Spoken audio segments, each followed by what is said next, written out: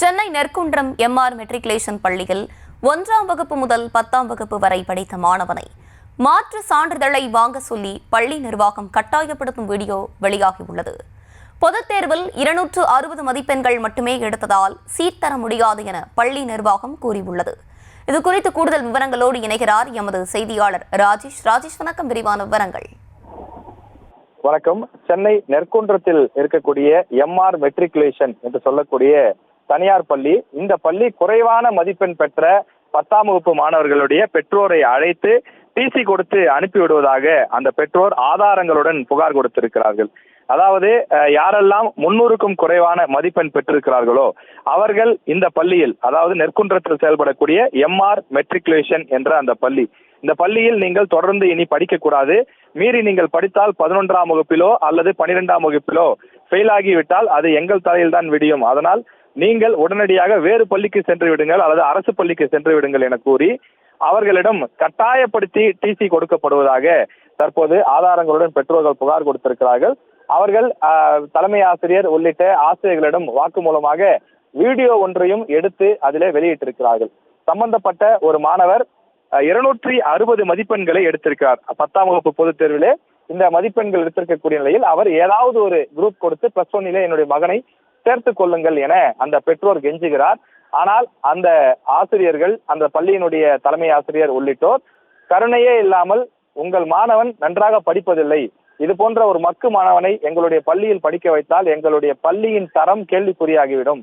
எனவே நீங்கள் உங்கள் மாணவனை, உங்கள் பையனை அழைத்துக் கொண்டு வேறு பள்ளிக்கு சென்று விடுங்கள் என சொல்கிறார்கள். அந்த பெற்றோர், அந்த தந்தை எவ்வளவோ கெஞ்சுகிறார்.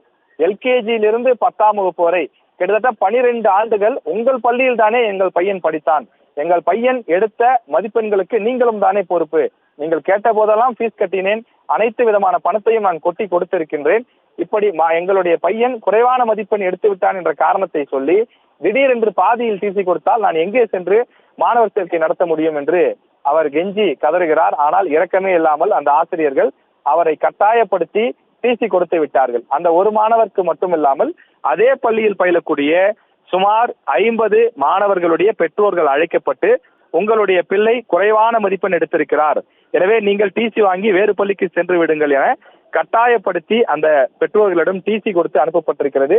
தொடர்ச்சியாக தமிழக அரசு பல்வேறு எச்சரிக்கைகளை கொடுத்து வருகிறது. இதுபோன்று நீங்கள் பாதியில் அனுப்பினால் அவர்கள் இடைநிற்றல் ஏற்படும், வேலைக்கு செல்லக்கூடிய நிலை ஏற்படலாம், மேற்கொண்டு பள்ளி படிப்பை தொடர முடியாத சூழல் ஏற்படலாம் என பள்ளி கல்வித்துறை எச்சரிக்கை விடுத்தாலும் ஒரு சில பேராசை பிடித்த சில அடாவடி ஆசிரியர்கள் மற்றும் தனியார் பள்ளி நிர்வாகங்களின் அலட்சிய போக்கால் இது போன்ற நிலை தொடர்ந்து கொண்டுதான் இருக்கிறது. இதை தமிழக அரசு, பள்ளி கல்வித்துறை கவனம் செலுத்தி நடவடிக்கை எடுக்க வேண்டும் என்பது பெற்றோரினுடைய கோரிக்கையாக இருக்கிறது.